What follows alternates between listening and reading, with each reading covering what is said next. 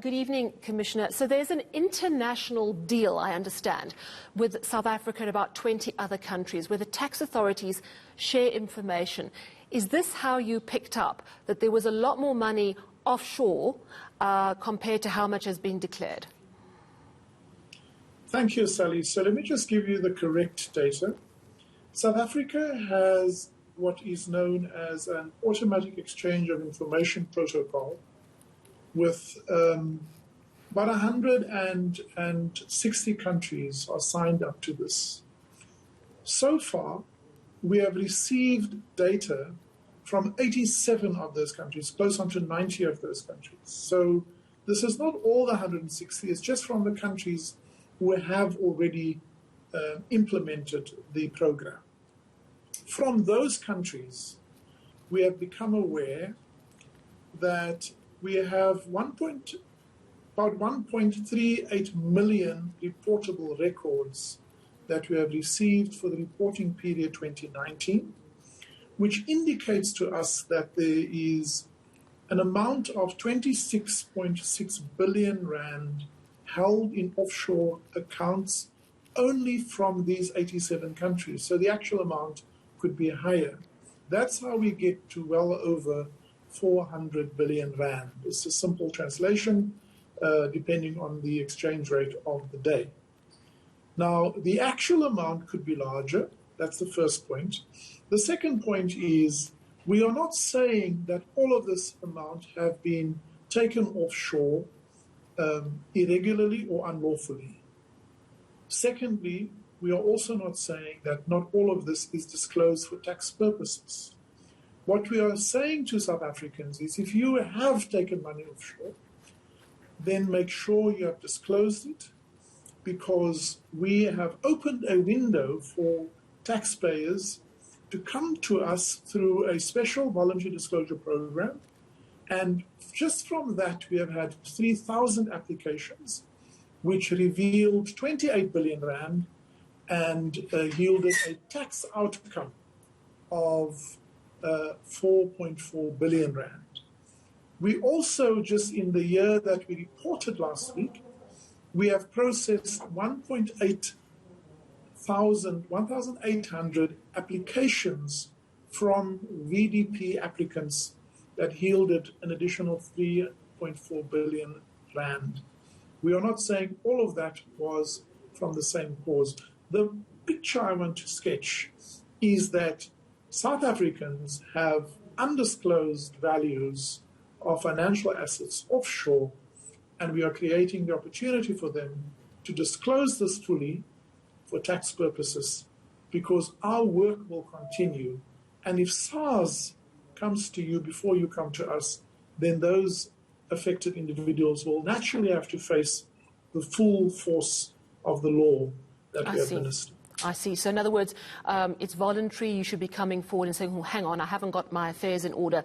But if SARS gets to you before you do that, you could be in a fair amount of trouble. How do you know, do you have any idea of how much has been undeclared or hasn't been processed properly? Or is it just impossible to say?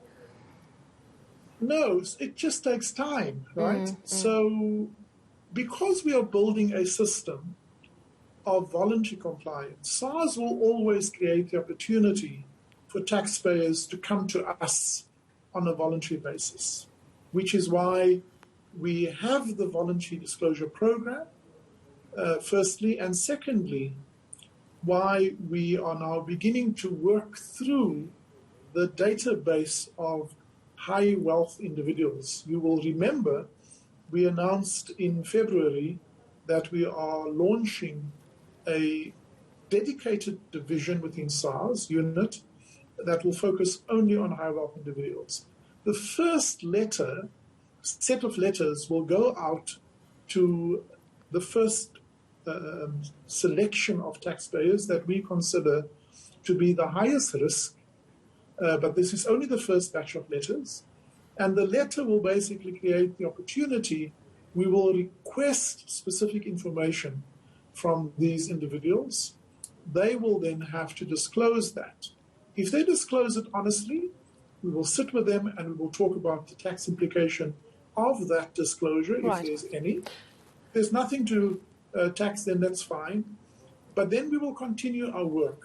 So we will always first create opportunity, but to the extent that individuals choose not to disclose, then they run the risk of being discovered by us. Yeah, and Judge Dennis Davis, through his work with the Davis Tax Commission, he's now, I understand, assisting SARS. He suggested the wealthy are low-hanging fruit.